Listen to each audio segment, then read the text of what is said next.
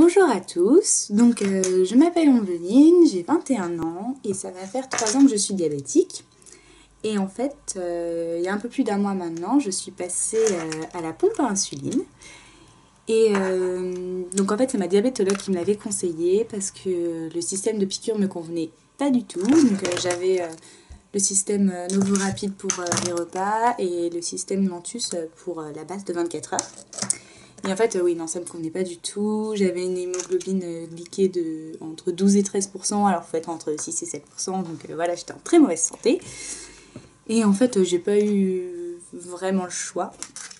Mais quand on m'a annoncé que j'allais aller voir la pompe, j'ai fait des recherches sur internet et je me suis aperçue qu'en fait, il y avait des informations, mais je trouvais pas ça réel. Enfin, j'étais trop sur le papier, quoi. Du coup, maintenant que je me suis habituée à la pompe et que je la connais bien, j'ai décidé de faire une petite vidéo pour les diabétiques qui seraient encore sous piqûre et qui souhaiteraient passer à la pompe. Et j'aimerais, si vous regardez cette vidéo, vous éclairer, vous donner les avantages et les inconvénients de la pompe à insuline. Et je vais essayer de répondre à un maximum de questions en un minimum de temps pour pas que la vidéo soit trop longue.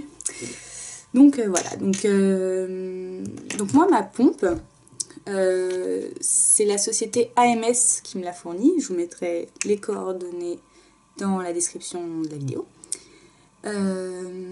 C'est ma diabétologue qui m'avait conseillé cette société et en fait j'ai une infirmière qui est venue 3 fois chez moi avant ma semaine d'hospitalisation, et qui m'a montré les différents styles de pompe, les cathéters, etc. Et en fait, j'ai choisi celle-ci. Bon, elle est un peu grosse, je vais bientôt en avoir une plus petite parce que j'aurais besoin d'un plus petit réservoir. Enfin, je vous dirai tout ça après. Et en fait, j'ai choisi celle-là parce que je sais que 80% des diabétiques qui ont une pompe à insuline ont celle-là. Donc en fait, c'est la plus connue, c'est celle qu'on retrouve dans le plus d'hôpitaux, il y a les équipements en pharmacie, etc. Donc c'est vraiment pratique le jour où on a un problème de ne pas avoir la pompe super rare que personne n'a jamais entendue. Donc voilà. Donc elle est super simple à utiliser. Et en fait, le but, c'est un débit continu d'insuline. Avec des débits différents. Moi j'ai 3 débits différents en fonction de la nuit, de la journée, de l'après-midi, etc. Si on a besoin de plus ou moins d'insuline. Et en fait, c'est donc relié à un fil qui est donc relié à un petit cathéter. Comme ça. Et donc c'est par là que va l'insuline. Petit cathéter qui s'enlève quand vous voulez prendre votre douche ou avoir un peu d'intimité, voilà. Qui s'enlève, on peut l'enlever, je crois que c'est pas plus de 2 heures. Donc voilà. Et voilà. Donc en fait, la pompe, elle est constituée d'un réservoir d'insuline. L'insuline qui sera la même insuline que si vous aviez eu le stylo d'insuline rapide. C'est exactement la même. On la remplit avec des piqûres comme ça. Mais toujours en avoir une dans son sac au cas où il y a un problème avec la pompe. Et en fait, on va avoir besoin de presque rien faire. Donc c'est ça qui est vraiment super. Parce que moi je sais que mon principal problème c'était que j'oubliais de faire mes piqûres. Donc c'était avec ça j'oublie plus. Donc voilà. Donc avant de passer, je vais vous montrer en fait comment ça se passe pour se mettre le cathéter, etc. Mais avant je voulais juste répondre aux questions que je me suis moi-même posées et que je sais que ce sont les principales questions qui sont posées. Alors donc déjà le cathéter, vous avez vu où je l'ai mis, en fait ça se met sur la ceinture abdominale, donc partout du ventre jusque dans le dos. Donc moi j'avais essayé sur le ventre, genre juste ici, et en fait j'ai pas aimé du tout parce que c'était pile devant, parce que ça avait un petit relief quand même. Et puis je sais pas, c'était quand je m'asseyais je la sentais, etc. Alors que là dans le dos, je la sens pas du tout. Et je vais vous montrer, je peux appuyer autant que je veux, mais je sens strictement rien, quoi. Donc ça fait pas mal du tout en fait. Beaucoup de personnes me demandent est-ce qu'on sent le cathéter. Non, on sent pas le cathéter, on sent ça parce qu'on se trimballe partout, mais le cathéter on le sent absolument pas. Donc voilà, je répondrai aux questions est-ce que ça fait mal quand on se met, etc. Après quand je le ferai. Pour tout ce qui est douche, etc. Vous avez vu, en fait, c'est Ça se déclipse juste. Et après, par contre, si on veut faire, par exemple, si on veut aller à la piscine, à la plage, etc., là, c'est un peu plus compliqué. Il faut l'enlever et revenir aux piqûres sur une journée. Parce que, enfin... Ou alors, vous êtes sans insuline pendant quelques temps. Bon, enfin, je vous avoue que, pire, c'est pas très grave, hein, mais voilà. Sur le papier, voilà, faut avoir tout le temps d'insuline. Mais bon, enfin, tous les diabétiques ici présents savent que si on a subi une injection d'insuline, c'est pas la fin du monde. Ensuite, la fragilité de la pompe. Alors, je vous explique. Moi, je suis un peu une flemmarde dans le fond. Et des fois, quand je me balade en t-shirt chez moi, la pompe, je la laisse pendouiller. Désolée, c'est pas très beau. Mais je vais vous montrer, ça sera plus simple. En gros, moi, je la laisse. Regardez, je la laisse tomber comme ça. Ça fait strictement rien. Alors, elle se balade. Elle se cogne dans les murs, dans les portes. Mais, enfin... Bon, voilà.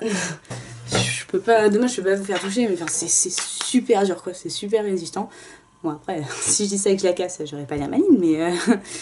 Donc, voilà. Donc, vraiment, bon, je sais que ça fait pas longtemps que je l'ai, mais j'ai aucun souci. Elle est nickel et elle se cogne partout. Donc, voilà.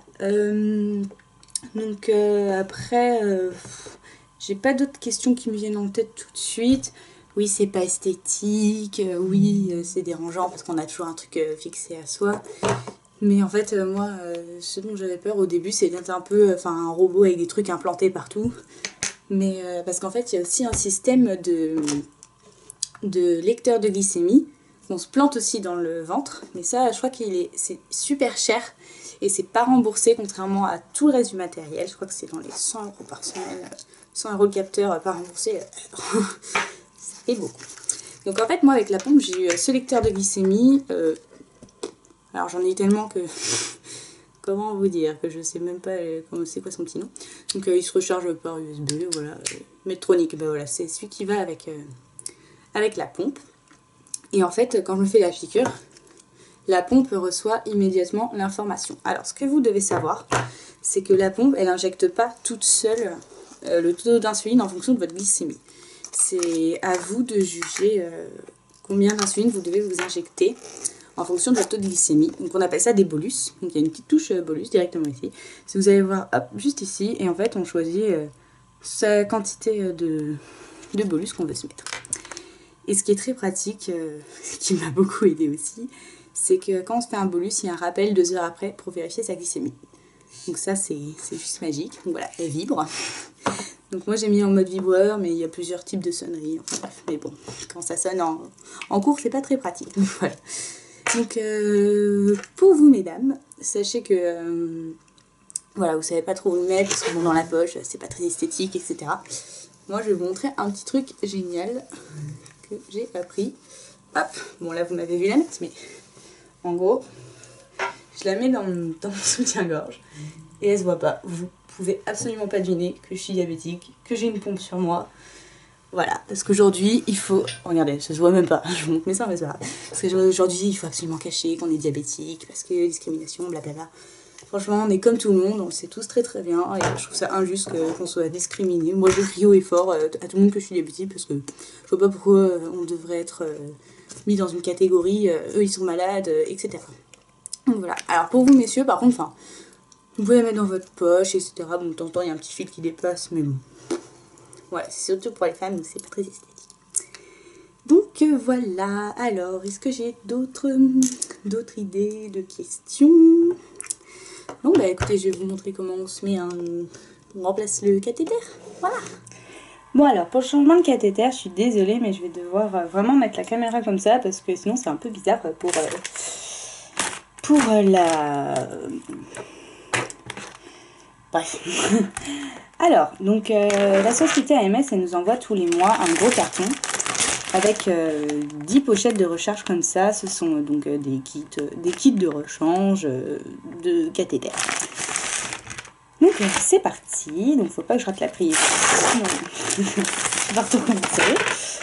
Alors c'est pas long. Moi, faut compter environ 5 minutes pour le faire. Peut-être pas au début, mais bon. Donc alors, toujours savoir, toujours avoir ces piqûres de rapide. Donc les sortir, faut toujours les conserver dans le frigo. Il faut les sortir du frigo en fait 1 heure avant de faire son injection, parce que si on met de l'insuline froide dedans, je crois que mon père n'aime pas trop. Donc bref. Donc voilà. Donc en fait dans ce petit pack, nous avons un autre petit pack avec donc des trucs, enfin un truc stérile pour mettre sur la table, des petites, ah ouais, j'arrive pas à parler, des petites compresses, voilà, pour nettoyer la peau, ainsi qu'un petit truc en bébé d'alcool. Donc ça, c'est le réservoir, c'est celui qui est juste ici en fait, qui est rempli d'insuline. Je sais pas si vous arrivez très bien à voir, j'espère. Donc voilà. Et ça, enfin, c'est le cathéter. Donc vous voyez le fil qui est là, et ça, c'est ce qu'on va, c'est le sparadrap qui va s'implanter dans la peau. Donc c'est parti. Donc la première étape en fait c'est de bien installer son truc, donc se laver les mains, etc. Travailler dans un environnement propre, hein, faites pas ça je sais pas trop où, on va éviter. Alors, donc vous avez cette merveilleuse chose à déplier, voilà, c'est très beau. Alors je me déconnecte. Donc voilà, en fait je vous montrais tout à l'heure, donc c'est le petit clip pour enlever, pour se déconnecter la pompe. Donc en fait regardez bien, donc le réservoir quand on l'enlève, il suffit de dévisser comme ça, c'est tout bête, c'est super simple. Et on a le petit réservoir comme ça. Donc vous voyez, ça c'est censé me tenir que 3 jours, tout ça. Et c'est pour ça que je vais avoir une pompe plus petite, parce que j'ai pas besoin de tout ça. Enfin regardez, il m'en reste la moitié quoi. Donc voilà, donc ça se vire. Donc ensuite à l'intérieur, je sais pas si vous voyez bien, il y a un petit piston ici. Et en fait ce piston c'est ce qui va avancer et pousser l'insuline jusqu'au cathéter, enfin jusqu'en nous quoi. Donc voilà, donc la première étape c'est, on va faire le retour du piston. Donc je vous montre pas toutes les fonctions parce que ça s'apprend sur le tas. Si vous l'avez pas encore, ça sert à rien. De toute façon vous êtes bien suivi lors de votre hospitalisation, etc. Donc voilà. Alors la première étape, donc vous voyez un peu mieux le réservoir. Donc il est censé contenir toute la piqûre. Alors, je vais essayer de parler en même temps. Donc voilà, donc on remplit, voilà, la pompe qui vibre. On va dire c'est bon, le piston est revenu. Donc voilà, donc en fait on remplit le petit réservoir avec l'insuline qui est dans le stylo. Donc voilà, faut tout vider. De toute façon, elle contient les 300 unités. Après, enfin, je sais pas trop s'il y a différentes sortes de piqûres, mais enfin, moi je sais que, enfin, la mienne fait 300 unités. Voilà. Voilà, hop, 300. Donc ensuite, il faut bien, voilà, je l'ai super bien fait. Mais en fait, il faut bien vérifier qu'il n'y a pas de petites bulles d'air qui sont coincées, parce que contrairement à ce qu'on croit, non, ça ne nous fait pas mourir. Mais si on a une petite bulle d'air qui rentre, bah, on n'a pas d'insuline, du coup, c'est pas bien. Donc voilà, donc bien chasser l'air. Là, vous voyez pas, mais je suis en train de faire comme les médecins dans les films. Ils font il faut faire ça. Donc là, je regarde à peu près, mais il y a l'air de pas avoir de bulle d'air. Donc hop, on enlève l'aiguille. Bon, voilà, on enlève l'aiguille. On dévisse le petit truc et voilà, on a notre réservoir. Seconde étape, le cathéter. Donc ça, en fait, c'est quand on veut aller à la piscine ou à la douche. C'est en fait pour... enfin non, c'est pour le bain, en fait, si on veut prendre des bains. C'est à mettre les mêmes petites choses à mettre là, sauf qu'en fait, ça bouche le trou de l'insuline, comme ça, il n'y a pas d'eau qui rentre dedans, enfin bref. Donc voilà. Donc notre nouveau petit cathéter. Hop. Voilà, on le déplie. Alors, le petit capuchon, on vient visser le réservoir d'insuline. Et voici instrument de torture. Non, je rigole. Donc ça, c'est le cathéter. Je sais pas si vous arrivez à voir, mais dedans, il y a la petite aiguille. Je vais essayer de rapprocher, je sais pas ce que ça va donner. Donc voilà, donc il y a une aiguille qui est quand même assez grande, qui fait un peu peur, mais je vous assure qu'elle fait pas mal. Ensuite, donc on met le réservoir, hop, dedans. Alors... Et là, en fait, il faut purger la tubulure pour virer vraiment tout l'air et puis mettre bien la...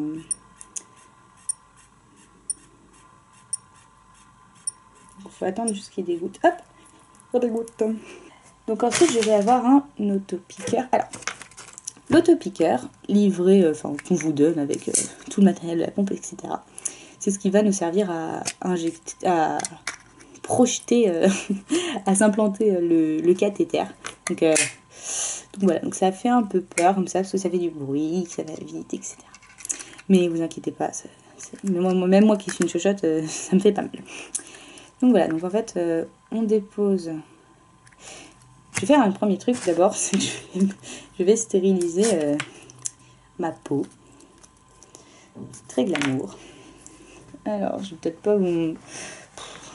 peut-être vous le montrer après. Voilà, je passe juste en fait le petit tissu imbibé d'alcool sur sur ma hanche. Voilà. Alors, donc on enlève les petits sparadraps comme ça. Donc des fois ils sont un peu durs à enlever, donc il faut mettre un peu les doigts, mais bon, c'est pas grave. Donc voilà. Ensuite, on appuie comme ça, on dévisse la petite truc. Donc là, je pense que vous devez mieux voir l'aiguille. Donc voilà, donc elle n'est pas petite. Mais en fait, le but de l'autopiqueur, c'est d'avoir le bon angle et la bonne pulsion pour pas que ça fasse mal. Donc je sais qu'il y en a qui utilisent beaucoup qui utilisent l'anesthésion à chaque fois pour pas avoir mal, etc. Mais enfin, moi je n'ai jamais utilisé, je pense que je n'en utiliserai jamais, sauf si je deviens très très sensible. Donc voilà, en fait je vais vous montrer maintenant comment je l'implante dans la hanche. Donc voilà, j'ai mon petit truc. Et en fait, c'est tout simple, il suffit de poser et d'appuyer sur les deux petits bouts blancs qui sont là. Tac. Je sais pas si vous voyez très bien. J'essaie de pas mettre mes doigts. D'appuyer. Et ça me fait un beau petit truc comme ça. Et voilà, c'est fini. Non, je rigole. Donc bien voir que le sparadrap colle. Et ensuite retirer délicatement l'aiguille. Donc voilà, donc on s'est piqué avec un truc comme ça quand même. C'est pas la petite aiguille. Et hop. Donc voilà, donc le nouveau cathéter est posé. Et en fait, je vais vous montrer. Alors, voilà, donc le nouveau est là. En fait, moi je jongle juste sur les deux côtés. Je ne veux pas en faire un là, un sur les fesses, etc. Et en fait, je vais vous montrer donc, le sparadrap. Donc c'est un bon sparadrap pour l'enlever. Quand je vous dis qu'il faut y aller. Donc voilà, donc en fait, je sais pas si vous allez voir, mais si vous allez voir. En fait, c'est un tout petit cathéter comme ça qui est tout souple à l'intérieur du corps. Donc voilà, donc il fait 6 mm. Et on le sent pas quoi. On le sent pas du tout. Ouais, bon là il colle plus. Hein, mais, donc voilà, donc c'était pour montrer en fait ce qu'on avait à l'intérieur. Parce que moi je croyais jusqu'à il y a... Enfin, je croyais qu'on gardait l'aiguille vraiment dans le ventre. Mais en fait pas du tout. Donc voilà. J'ai pas d'autres questions qui me viennent à l'esprit. J'espère que je vous aurai donc aidé à... si vous deviez choisir d'avoir la pompe ou pas. En tout cas, moi, je regrette absolument pas. Ça change ma vie parce que ça, je me soigne, quoi. Enfin, c'est bête, mais enfin, je sais que j'étais peut-être un cas à part, qu'il n'y a pas beaucoup de diabétiques qui se soignent aussi mal que je me soignais. Mais moi, franchement, ça a changé ma vie. C'est tellement plus simple que de faire tout le temps piqûre avec aiguille, etc. Enfin... Donc voilà. Et en fait, le cathéter, donc faut le changer. Pourquoi je le change tous les 3 jours? Parce qu'une fois, il me restait beaucoup d'insuline comme ça. Je me suis dit, ça me saoule de changer, je vais laisser. Et puis le lendemain où je me suis dit ça, Mon cathéter il me piquait à l'intérieur, ça me brûlait, etc. Et quand je l'ai enlevé, genre c'était un peu infecté. Donc en fait, il faut changer 3 jours pour le cathéter et non pour la réserve d'insuline. Donc voilà, donc j'espère que j'ai réussi quand même à vous expliquer tous les avantages, les inconvénients de la pompe, comment ça se déroulait, etc. Si vous me posez des questions, je serais ravie de vous répondre, peut-être dans une autre vidéo ou dans les commentaires. Donc n'hésitez pas, moi, vous savez que j'en parle ouvertement, il n'y a pas de souci. Si ça peut vous aider, je serais ravie. Donc n'hésitez pas, et j'espère que cette vidéo vous aura été utile.